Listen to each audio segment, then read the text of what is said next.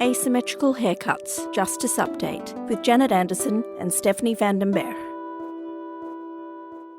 Hi, Steph. Hi, Janet. So I'm returning to a subject that we last really covered in depth way back a couple of years ago, 2023, and that's about the children of Ukraine. Yeah, we did that podcast when we had the ICC arrest warrants for Russian President Vladimir Putin and his ombudsman, Maria Lvova-Belova. Yeah, in fact, I'd say a lot of the focus of our work and a lot of the focus generally has moved off this topic. It's just kind of there. I mean, now we're more describing things like the consequences of these arrest warrants and would Putin be able to travel or anything like that, rather than what they're actually for. Mm-hmm. And we had a lot of attention for the new aggression tribunal for Ukraine and how and when the Russian president could be potentially held accountable for the whole invasion. We're going to have another podcast about that with Mark Ellis from the International Bar Association about trials in absentia. And I think we also need to do an immunities podcast because we keep getting it wrong, or I keep getting it wrong. And so I'm trying to rope somebody in to give me a 101 because apparently there's some bit in one of our episodes where I also misunderstood. Well, I have an immunities expert sort of vaguely lined up, so we'll come back to that. The other element I think this subject is sort of connected to is that there is a whole new register of damages that we have covered as well in another podcast. And there's a new, about to be kind of formally launched Civil Claims Commission, and that's going to be inaugurated next month. Another thing that we've seen is that our colleague journalists at Justice Info, but also Reuters, have been looking at how Ukraine's own justice system is processing these alleged war crimes and crimes against humanity.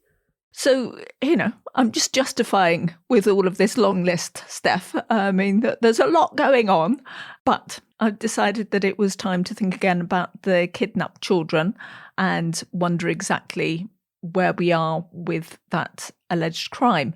So I went back to the first podcast we did with that. That was with Yulia Yoffa and Nathaniel Raymond, and we'll link to that in the show notes. And what struck me is that there were some things that have now become more clear. But actually, in general, we're no further forward with this issue than we were a couple of years ago. Yeah, we've had some reports of children returning, and we had some stories of what happened to children kind of in captivity. But yeah, we really haven't moved very much forward. But maybe you have a little more on the facts and figures than I do at my fingertips. It is true that there's this kind of trickle of returned children. And as you say, there's more known now than there was. But what is a little bit unclear is exactly what kinds of crimes this really comes under exactly. I mean, in terms of facts and figures, we know that there are 19,000 plus individual children whose names are actually known. It's potentially thousands more than that who have been transferred. The details we do know are because there's a range of agencies involved in this. There are NGOs who are doing a lot of work on the ground, but also the Ukrainian government's involved. Also, other governments are putting pressure on, and also the individual families are doing that work. But in terms of the types of crimes, maybe we should actually just remind people of what's actually in the arrest warrant. What crime specifically has Putin and his sidekick been actually accused of, Steph? The ICC arrest warrant, we know it's there, but we don't actually have the entirely detailed arrest warrant. We can only say what the judges said was in them. And so it's not exhaustive. They might be charged with more crimes, but for the moment, they are charged with war crimes, the war crime of unlawful deportation and forcible transfer.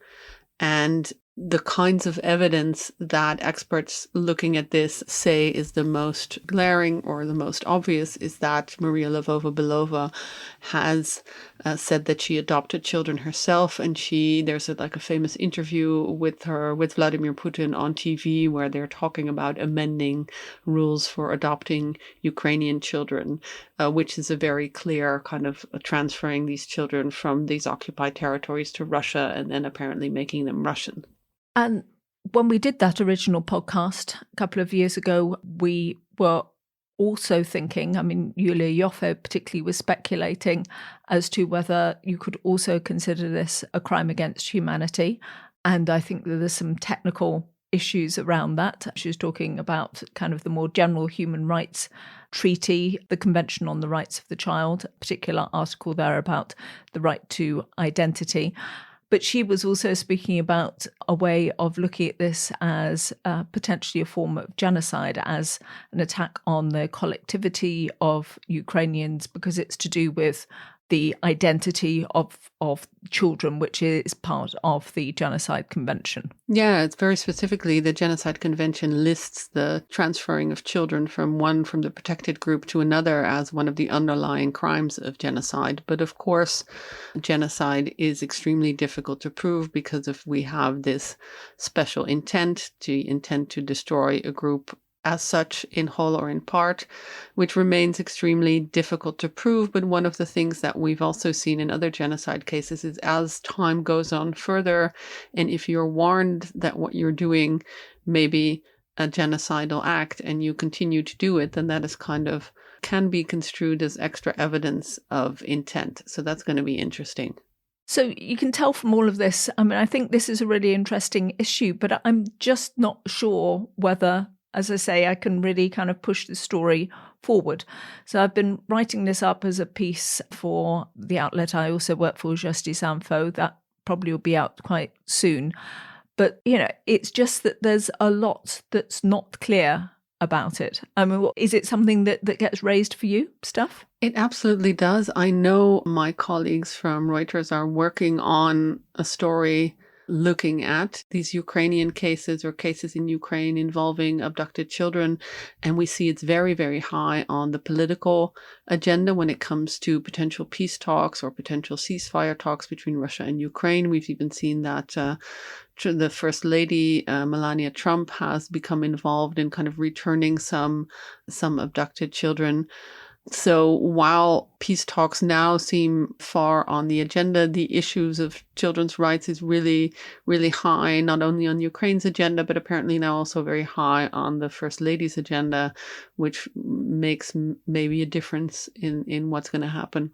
Yeah, and here I am in Vilnius in Lithuania, and it is a regular part of my scene. Obviously Ukraine security is one of the most important political issues here. It's existential threats, because Russia is bordering this country.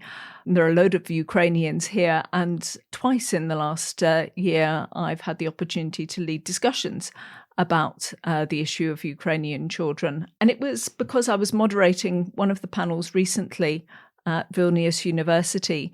I met an Icelandic politician who is one of those who's now starting to be regularly quoted on these issues. Does an Icelandic politician become involved in missing children from Ukraine?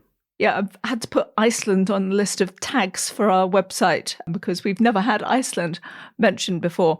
The reason why is because they are part of the Council of Europe, and that should ring some bells for you. The Secretary General actually appointed a special envoy within the Council of Europe on the situation of children in Ukraine, and her name is Thordis Gylfadottir.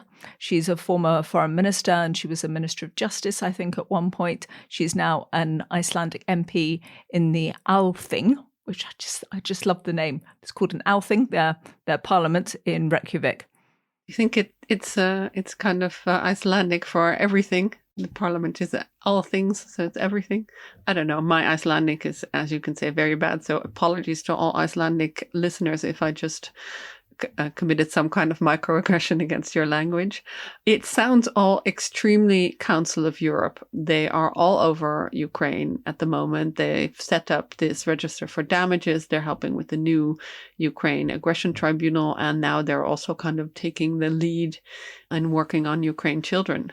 Yeah, I know that you've suggested that my new fave institution is the International Court of Justice, because the International Criminal Court is just a little bit stalled with a lot of issues going on. I mean, I could have picked Eurojust. Maybe I still could. I still like joint investigations. Could be the new independent investigative mechanisms. But, I'm not in Geneva very much. But right now, I think the Council of Europe is really fascinating me because they're making sort of such a running on all of these issues. But anyway, I did an interview with Thordis for the pod, and she's allowing me to give just her first name. That's okay. And I asked her exactly why the Council of Europe has become so involved. It reflects clearly the priorities both of the Secretary General of the Council of Europe, but also a clear will and a push from PACE, the Parliamentary Assembly within the Council of Europe, to prioritize, of course, Ukraine is a priority, but to prioritize especially the situation of the children of Ukraine, both inside Ukraine, outside Ukraine, in the member states, and also the unlawfully deported children that Russia has taken inside Russia. Why would you say there's a special interest in the children of Ukraine? Because like in every war and conflict, the children are always the most vulnerable group. And the fact that we know and have clear evidence of the fact that the Russian Federation is strategically and systematically stealing and taking children from Ukraine and moving them to Russia is something that is such a horrible part of this war, that inside the Council of Europe, which is of course an organization that was created to protect the fundamental values and human rights, and therefore this has been a clear priority both within the Parliamentary Assembly and the Committee of Ministers and the Secretary General. And the Secretary General actually made a promise on a visit to Ukraine where he met President Zelensky that he would create this special role so that we would have a position and a person that would be focused on these issues. So you're focused on these issues. What can you tell me about these issues? I suppose I'm particularly looking for figures because this is quite murky. There have been so many different figures around. What's your understanding? Well, first of all, it's important to realize that within the temporarily occupied territories, we have 1.6 million children. And we do not have a clear overview and knowledge about their situation. But we have some, clues and evidence. And you can imagine that inside these territories, of course, their childhood as safe Ukrainian children is being stolen from them. We know that children are being brainwashed, Russified, but the numbers of unlawfully deported children, the Ukrainians have a list of 19,546 children, down to names. But what we also know is that, for example, Yale Humanitarian Research Lab is tracking inside Russia, they're tracking 35,000 children in 210 locations. So we don't know the exact number. What we know is the number 19,546. What we know is the number 35,000. And then what we know is that the number is higher. We have a little over 1,600 children that have been brought back by courageous NGOs and individuals inside Ukraine, also with assistance from other countries. Children, and some of them are extremely brave, telling their story, and they're doing it basically to raise awareness and make people know, but also on behalf of the children that cannot tell their story, that don't have a voice because they're still inside Russia. They are being brainwashed. They are forbidden to speak their mother language. They are forced to speak Russian. They are told that Ukraine does not exist. They're told that their parents don't love them. Some of them are, in fact, being indoctrinated. And that is a part of this whole awful situation that has to be looked deeper into and researched. And that is something that I have ambition to make happen because we have to know more. And of course, it's also something that I think it's important for, regular human beings living their lives day by day, to know that this is happening, to know that this is happening in real time. And the fact that we are tracking so many means that we should have ways and will to make them, bring them back, and to get them. And we cannot do it in the pace that we're doing it now, because obviously these children will be, grown-ups at that time. And again, it's also a lot of difference when a child is brought back after maybe 6 months in Russia than if in 3.5 years. I mean, we can only imagine the need for reintegration and rehabilitation and psychological support. And of course, you can do a lot of damage in such a long time. And when we look at life, I mean, for grown-ups, time is precious, but for this time is an eternity for innocent little children. And the youngest one I've heard of was 17 months, up to teenagers. And some of them then become 18. And then they're, sent on a mission basically to attack their motherland and the brave fighters that are saving their own country. I mean, this is just as horrible as it gets. And we need the political push, and we need practical solutions and funding and support and raising awareness of what is happening. What about accountability for, I mean, I understand your main issue at the moment is data and details and maybe coordinating response to this. But if we look ahead to accountability for these crimes, we already have the arrest warrants from the ICC. But do you see other forms of accountability for this?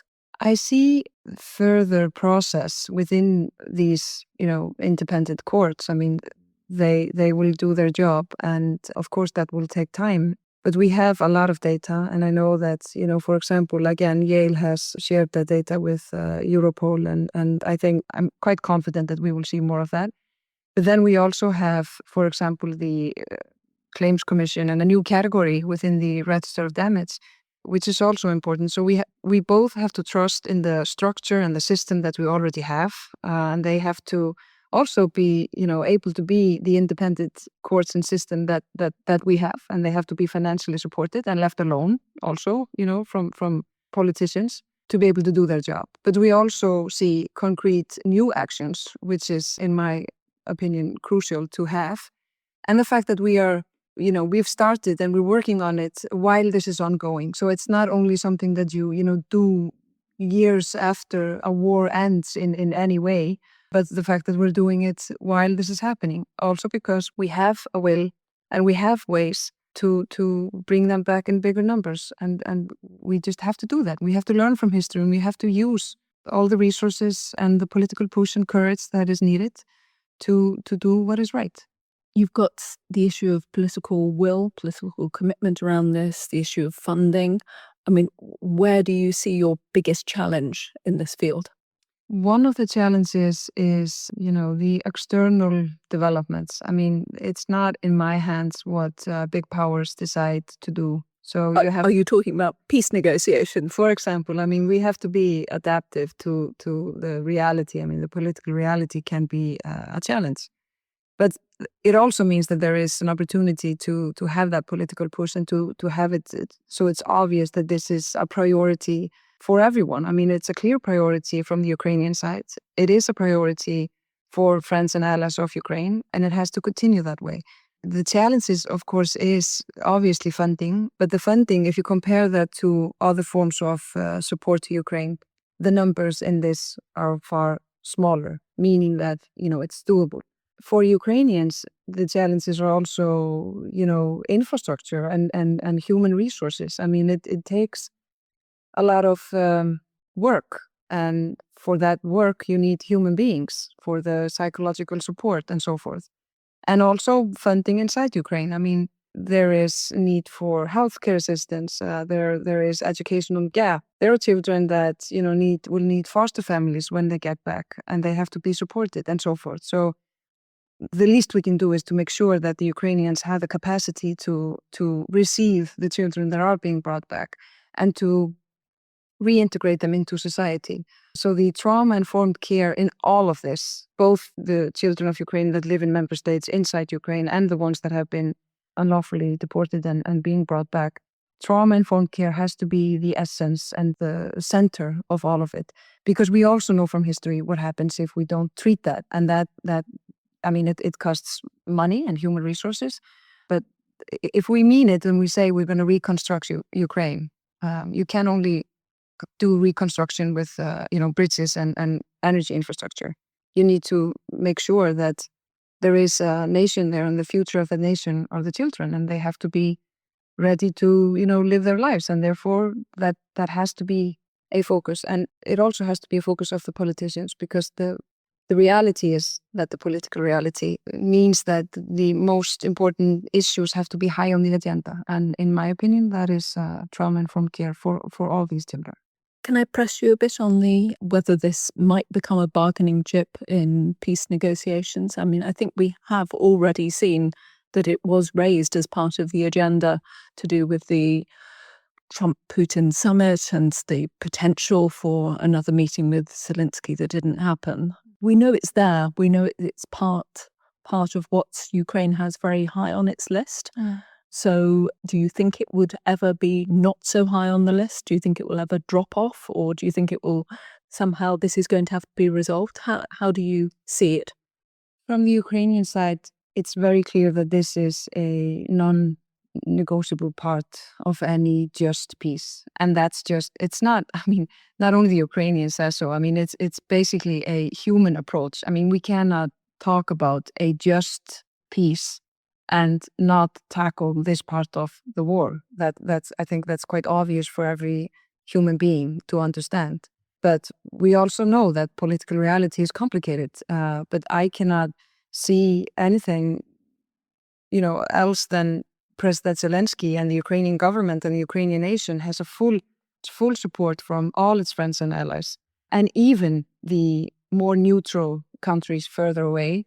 That with regards to the unlawfully deported children, that's not a controversial part of the war. This is something that every human being understands how fundamentally wrong it is to take children and steal them and move them to another country. So I really hope, and I can say I'm optimistic, that this will continue to be very high on the agenda. And, for the bigger powers, this is the part of the war that is completely bipartisan in the United States, for example. And I think that is something that we should all leverage and use, because it's the right thing to do, and it's fair and it's human to have that focus. How it eventually ends, if I knew, I do not. So, Steph, that's sort of Thordis's perspective, and we really pushed on the political side. But what's your reaction to how she sort of wove all the issues together? Well, I thought it was important that she had an eye for all of the aspects. And I thought it was really important that she talked about the kind of psychological help and trauma-informed and helping victims. And I think that gets lost a lot of the times. We're very much focused on what we prosecute and not so much on what happens to the victims beyond prosecution. And I think in that sense, it's good that there is this attention for psychological help. I'm sure we as journalists don't really help, because the prosecutions are the things that we are reporting on and that are really interesting, and the years-long psychological aid that most victims need, we don't have so much attention for. But it's good to hear that there's attention for that, and let's hope there's also some money for that, and not only money for these prosecutions, if we get enough money to get all those prosecutions going. You sent me something that has come out after I did the interview, that's just come out this week, because in the intro to this, we've discussed sort of the different legal sides of it and done a bit of speculation. But there's a new example that you've pointed out that we can also bring to the audience coming out of Sweden. So tell us more.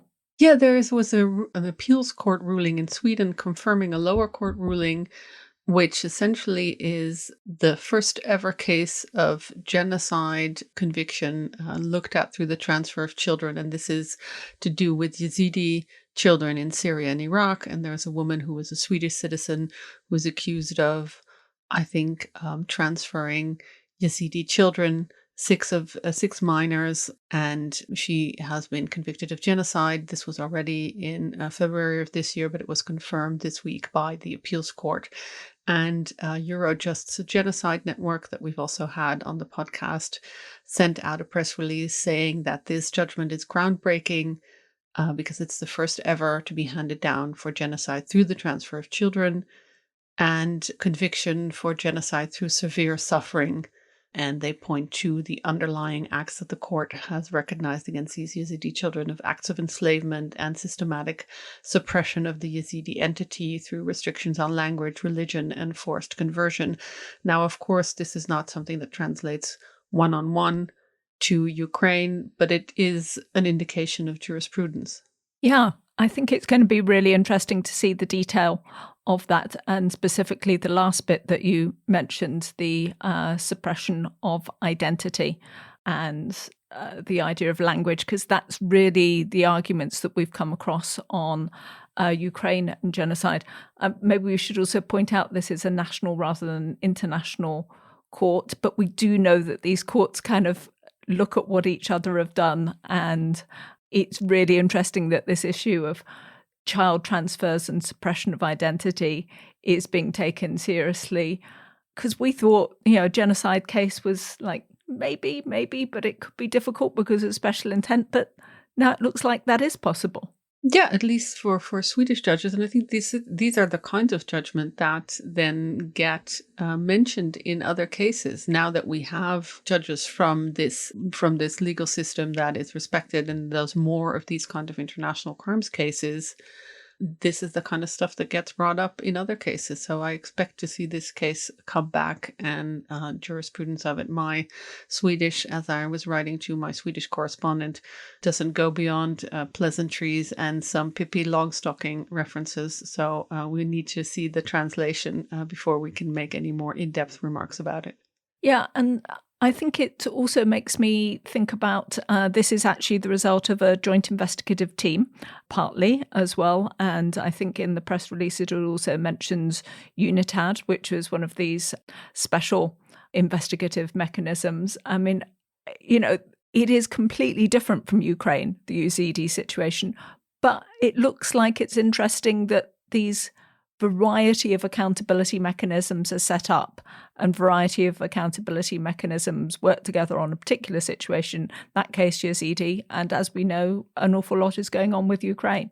Yeah, and part of the Ukraine kind of tapestry of accountability and approaches to accountability is that we also have in Ukraine this register of damages, which also opened a new category about unlawful separation of children and adults. And we did the register already, and we'll link to a past podcast on that. But next month, we'll also see, under the supervision of the Council of Europe and under the Council of Europe Convention, there will be a civil claims commission for Ukraine will be adopted and is going to be signed and opened for people to sign up to in a diplomatic conference in December in The Hague. Great. I expect you'll be there and will tell us more. But certainly for me, all of these developments are suggesting that transfer of children is going to be a really continued theme across different mechanisms, different kind of court cases, different accountability fora. And we're going to have to get our heads around it and ask more questions. Yep, we definitely are. One of the things, of course, about children and separating children from adults is that for journalists, this story also keeps being in the news because it's so incredibly attractive in the sense that it is very black and white and very obviously wrong in the sense that most people immediately sense why you shouldn't be doing this. And so it's a relatively easy story to tell as a journalist. So we have a lot of attention for this because of the attractiveness of the narrative in a way, which sounds a bit dystopian, but that is kind of the way it works. If you can tell a complicated story with a simple example, that is always preferable. So I think that is another reason why we will keep seeing this be in the limelight. But obviously, yeah, you and I have to get behind the technicalities and the accountability mechanisms involved in this a little more. So we're going to be keeping on doing that in the coming years. Just to say that if you are enjoying this podcast and you'd like to give us a bit of extra support, you can head over to our Support Us page where you can give us a tip, or you can follow us on Patreon and you can download our newsletter. And we really appreciate everybody who gives us a bit of extra support there.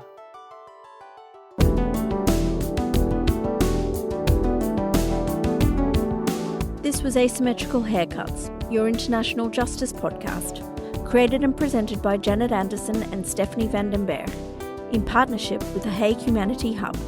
Music is by Autonautics.com. You can find show notes and everything about the podcast on asymmetricalhaircuts.com. This show is available on every major podcast service, so please subscribe, give us a rating, and spread the word.